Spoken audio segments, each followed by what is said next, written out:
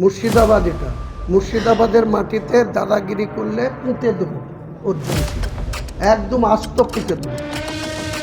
আসুক না, লাখ লাখ লোককে অর্ডার দিয়ে দেবো অর্জুন সিংকে একবারে জ্যান্ত, যেমন এদের একটা বৈরাগ্যদের মৃত্যু হলে খাড়া করে পুঁতে, অর্জুন সিংকে খাড়া করে গর্ত করে পুঁতে রুখে নেবে।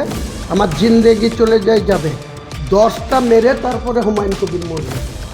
আচ্ছা, আপনার বিরুদ্ধে কলকাতার থানায় একটি অভিযোগ দায়ের হয়েছে বাবরি মসজিদ নির্মাণ নিয়ে।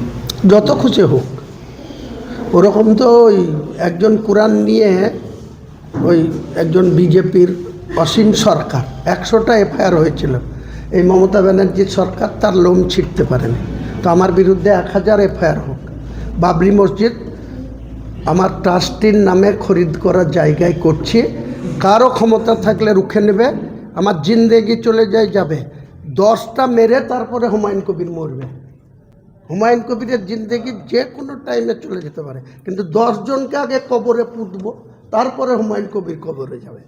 ওরকম যে খুশি এফআইআর করতে পারে, যা খুশি করতে পারে। আচ্ছা, বিজেপি কেন্দ্রীয় মন্ত্রী বলছে বাবরি মসজিদ অবৈধ। কেন্দ্রীয় মন্ত্রী আইন প্রণয়নকারী সদস্য পার্লামেন্টের, ওনাকে আইন ওখানে মেজরিটি আছে, ওনাদের মন্ত্রিসভা থেকে বলুন যে ভারতবর্ষের সংবিধানে কারো মন্দির করা মসজিদ করা যাবে না, সেটা ওনারা আইন করে যেটা ঘোষণা করুক, তখন ভাবা যাবে। সুপ্রিম কোর্ট বাবরি মসজিদ মানা করেনি কোথাও।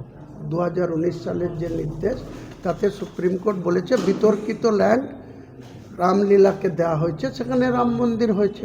তাহলে কেউ যদি তার নিজস্ব ল্যান্ডে, আমার পুত্র সন্তান হলে আমি সাদ্দাম নাম রাখবো না বাবর নাম রাখবো না হুমায়ুন নাম রাখবো না শাহজাহান রাখবো, এটা আমার বিষয়। कौन बोलने वाला है जो योगी आदित्यनाथ मुझे बोलेंगे? कौन बोलने वाला है अर्जुन सिंह? बैरकपुर पेचे मुर्शिदाबाद, এটা মুর্শিদাবাদের মাটিতে দাদাগিরি করলে পুঁতে দেবো অর্জুন সিংকে, একদম আস্ত পুঁতে দেবো। আসুক না, লাখ লাখ লোককে অর্ডার দিয়ে দেবো অর্জুন সিংকে একবারে জ্যান্ত, যেমন এদের একটা বৈরাগ্যদের মৃত্যু হলে খাড়া করে পুঁতে, অর্জুন সিংকে খাড়া করে গর্ত করে পুঁতে দেবো।